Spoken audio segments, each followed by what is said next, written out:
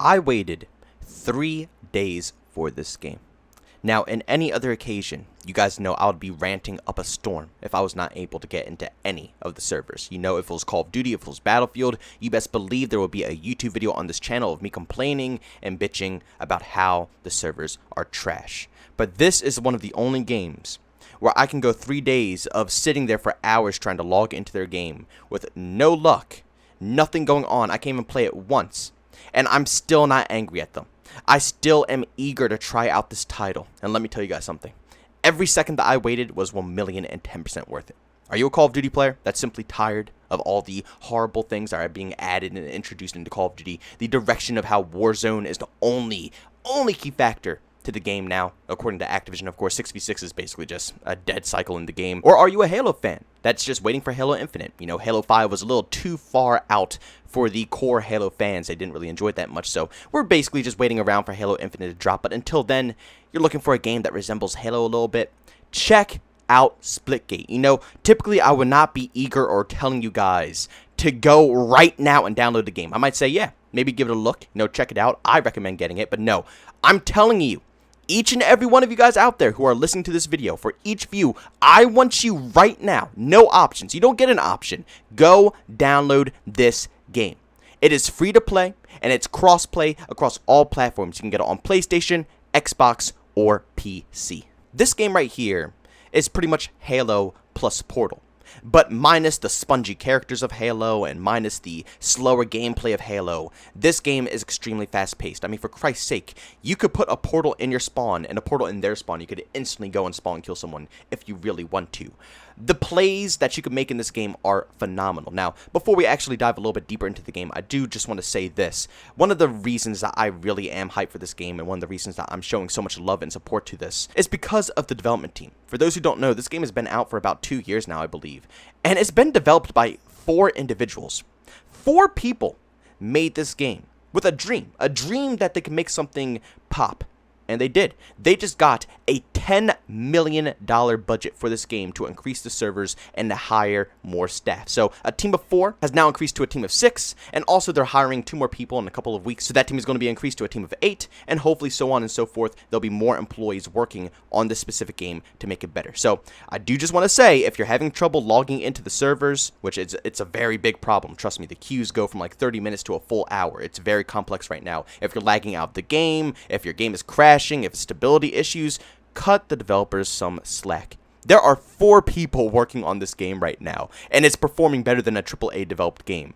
I give them tons of credit, and I give them so much respect. They also communicate with their community a lot. They have done about 2 streams so far, where they're just answering a bunch of people in the comments section. You know, Call of Duty devs or Battlefield devs, they'll see a bunch of hate messages and completely push them aside. No, these developers were literally reading hate comments, people getting pissed off at them for the servers, and they would respond kindly and very professionally.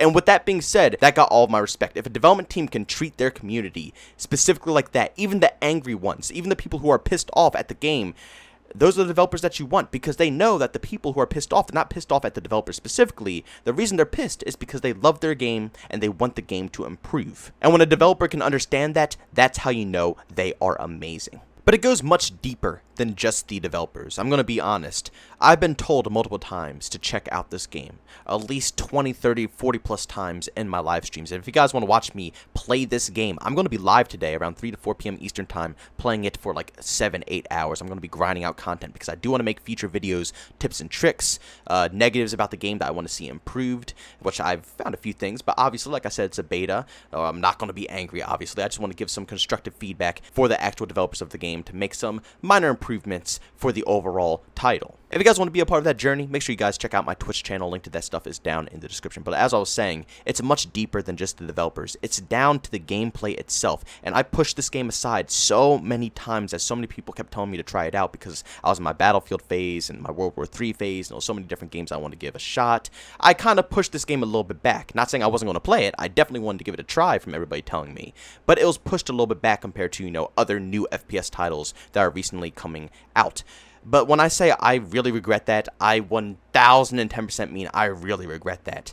This game is phenomenal. I haven't had this much fun in an FPS game since I don't even know when. Seriously, the skill gap, as you all know, I'm a major skill gap fiend. You know, I would love games that have a way to tell if someone is a new player or a skilled player. And let me tell you, in this game, oh my god, the skill gap is huge. There are so many things to learn. There's so many techniques to master. They even have a competitive scene if you want to see some really sick, insane plays. And because of this, it allows players to learn, dig deep, find different ways to portal around the map, portal techniques, ways that you can shoot through portals or shoot through enemy portals, secret parts of the map, different strafing techniques. The techniques are literally endless. And on top of all of that, the time to kill is extremely crispy. Now, I don't want to say Halo has a bad time to kill, and I don't want Halo to change the time to kill at all. I think it's very good for that specific type of game. But I must say, it does get annoying at times, but it's techniques. That's why I said Halo is extremely team-based. You need to shoot as a unit. When your team works together and you actually zone in on one specific enemy, you can kill people very easily, and that's just how people go about that game. But I didn't want this game to be Halo. You know, it needs to separate itself, and it already looks enough like Halo as it is. They even say it in the description somewhere. That is basically a Halo game. Let's be honest here. They can't do that or the game will completely die. They have to try to separate it from the Halo scene, and they did that. They added a much more arcadey solo feel to the game. Let me tell you something. Being able to run around, gun people down very easily, portal around the map. I mean, some people don't even have to touch their feet on the ground. They'll just, you know, feather the jetpack around and keep zapping portals into different locations and shooting themselves out and going in a different portal. It's insane. It's smooth. It's crispy. It's everything that I've been craving out of a FPS game for a very long time.